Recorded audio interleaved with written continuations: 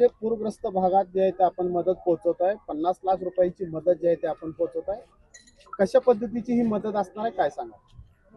आज दिनांक 6/10/2025 रोजी जिल्हा प्रशासनाने केलेल्या आवाहनानुसार आम्ही एक 5,000 धान्याचे हे बनवले किट, की ज्यामध्ये 5 किलो आटा, तांदूळ, गहू, तेल,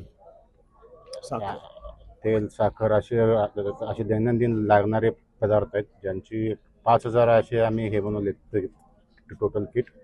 आणि त्यांची अंदाजे किंमत 50 लाखापर्यंत जाईल. आणि हे आम्ही आज तहसीलदारांच्या माध्यमातून जिल्हा प्रशासनाकडे सुपूर्द करत आहोत. कुठल्या भागात मिळालेले आहेत. 5,000 किटचं त्यांनी आपल्याला सगळ्यांना मदतीसाठी दिलेले आहेत. 5,000 पैकी 4,000 किट आम्ही जिल्हा प्रशासनाला देत आहोत आणि 1,000 किट अन्नछत्र मंडळ आपल्याला अक्कलकोट तालुक्याकरता देत आहेत. तर आणि 1,000 साड्या आहेत. तर त्यांचं वाटप जास्तीत जास्त गरजू लाभार्थ्यांपर्यंत पोहोचवण्याचं आम्ही नियोजन केलेलं आहे. अशा लाभार्थ्यांना आम्ही आता हे किट वाटप उद्यापासून करत आहे. आता हे ज्या गाड्या आहेत त्या नेमक्या कुठं जाणार आणि कुठून त्याचं डिस्पोशन होणार? ह्या ज्या गाड्या आहेत आता सोलापूरला कलेक्टर ऑफिसला जातील. आज तिथंच त्या थांबतील आणि उद्यापासून त्याचं नियोजन जिल्हा प्रशासन करणार आहे.